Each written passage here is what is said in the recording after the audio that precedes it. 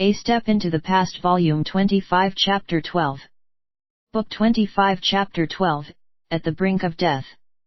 By the time the fortress gates are breached, half of Xiang Xiaolong's followers have yet to enter the tunnel. Exasperated, Xiang Xiaolong ordered them to squeeze themselves into the newly constructed mausoleum as a form of concealment. At the same time, he sealed the extra thick steel double doors of the mausoleum, hoping to buy as much time as possible. It would be ideal if Xiaopan was misled into thinking that they had left and gave up the search. But at the back of their minds, everyone knew that this is just their wistful thinking. When the occupants of a huge fortress have suddenly vanished, there must be a secret passageway that will lead them out of the fortress. If Wei Liao fails to uncover the passageway, he would not be able to account himself to the newly coronated king of Qin. Within the mausoleum, everyone is eyeing one another with anxiety. Watching the warriors enter the secret tunnel one by one, they could faintly pick up chaotic noises of war cries and hoofbeats. Despite feeling restless and agitated, as if their hearts are on fire, they could only put their trust in the will of heaven. Sounds of "a long, long" resounded continuously. Apparently, the invaders are breaking down doors and conducting a search. Pong! Right before their eyes, the steel door is finally being hammered. The evil clutches of the enemy has ultimately found its way to this place. After a round of pointless bashing, silence enveloped the mausoleum. The hearts of Xiang Xiaolong's followers are now stuck at their throats and they are having difficulty breathing. They could easily predict the next move of the enemy. By tying a large log to a cart, the enemies can fashion a battering ram and use it to break the door down. The next 15 minutes felt like a century. Putting themselves at the back of the queue, Xiang Xiaolong, Ji Yanran, Teng Yi, Jing Jun, Tu Xian, and 10 Wu family special forces members are armed with their crossbows, ready to defend the mausoleum with their lives. By holding back the enemies, more of their compatriots can make it to safety. No one is in the mood to talk. At this juncture, besides them, there are about 30 followers who had yet to enter the secret passageway. Fortunately, during the early days of construction, special attention was being paid to the tunnel ventilation. Otherwise, with so many people crammed in the tunnel, they would suffocate to death before reaching the exit. Xiang Xiaolong unconsciously glanced upwards at the center of the tall worshipping altar. Gazing at the ancestral tablet of Xiaopan's birth mother Lady Ni, he resentfully smiled to himself. He thought, "Nier, did this ever cross your mind, that one day, I, Xiang Xiaolong, will be personally killed in cold blood by your beloved son?" Hong! The entire mausoleum shook once but the steel doors remained intact. Hong! The 3 steel door fasteners that are securing the steel doors started to bend inwards and there is now a gap between the double doors. Through the gap, the light from fire torches can be seen and the battle cries are even more realistic than before. Like waves hitting the shore, the enemy soldiers are shouting incessantly into the mausoleum. Luckily, by this time, Xiang Xiaolong and his companions are the only ones who are left in the mausoleum. The rest of them have entered the tunnels. Xiang Xiaolong bellowed, "Get in! Quick!" Of course nobody dared to be sluggish. Like bees returning to their nests, everybody scrambled for the tunnels. Before they could replace the steel cover for the secret tunnel, a giant hong sound rang out. Both the enormous steel doors collapsed onto the ground, taking with them part of the brick walls. Momentarily, the mausoleum is shrouded with dust. The 4 individuals Xiang Xiaolong, Teng Yi, Jing Jun, and Ji Yanran stood guard by the tunnel entrance, ready to kill whoever that trespasses. They had to do this. Presently, the tunnel is filled with people. If the enemies begin to pursue them from the back, everyone would be slaughtered.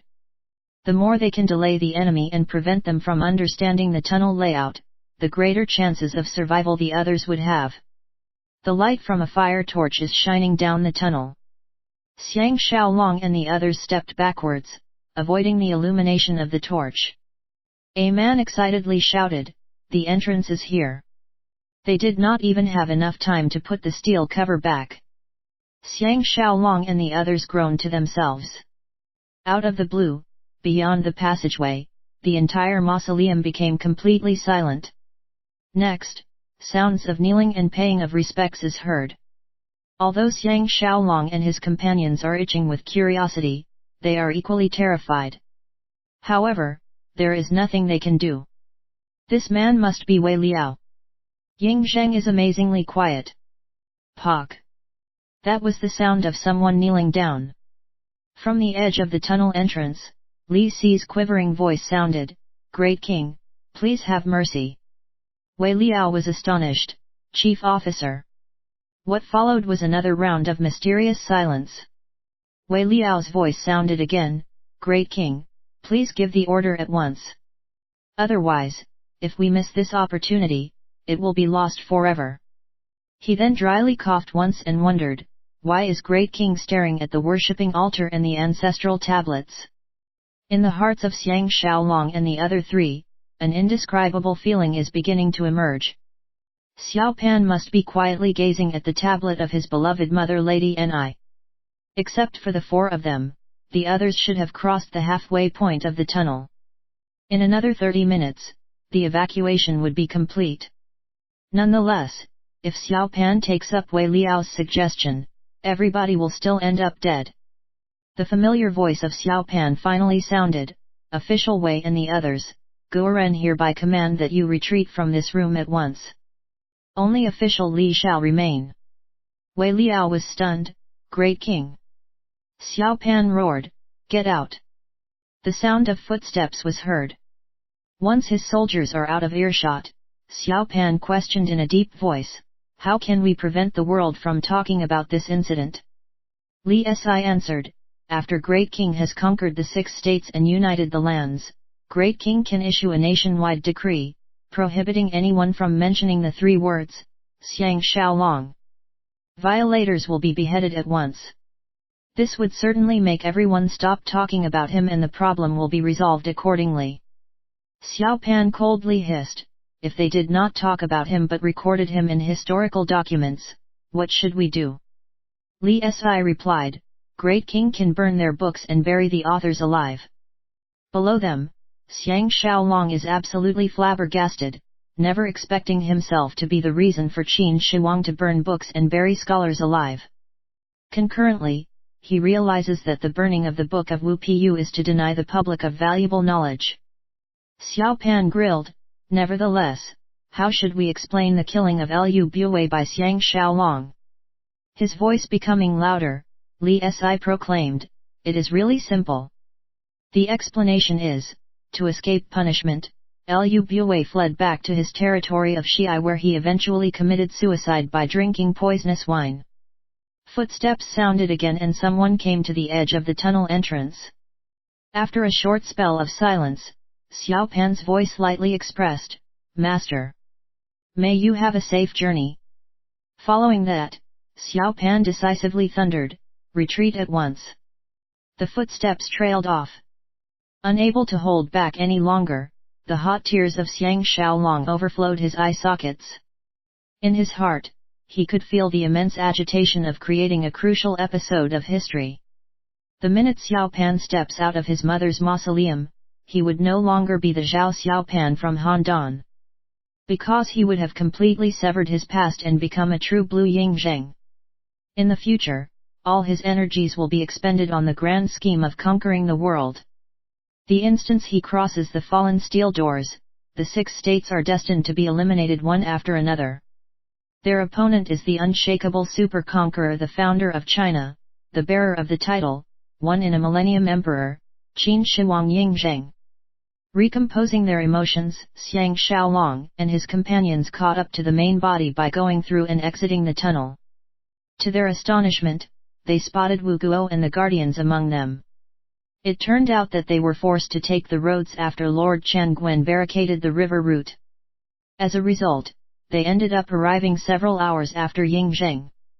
Coincidentally, they ran into the others near the tunnel exit. At the same time, Wu Guo brought updates from Wang Jian. Lao Ai was sentenced to death by having his body torn apart by 5 carriages, and the 2 sons of Zhu Ji and Lao Ai were burnt alive. Zhu Ji herself was escorted back to Xianyang. Of course everyone knows that the real Zhu Ji is dead. The Zhu Ji that is returning to Xianyang and subsequently placed under house arrest is merely an impostor conjured by Ying Zheng. After the withdrawal of Ying Zhen's massive army, everyone returned to the farms and mounted their horses before leaving again. Xiang Xiaolong did not forget to bring along the ancestral tablets of Zhao Qian, Lady Ni, and the other ladies. 3 months later, they finally arrived safely at the borderlands, fulfilling their long-awaited dream.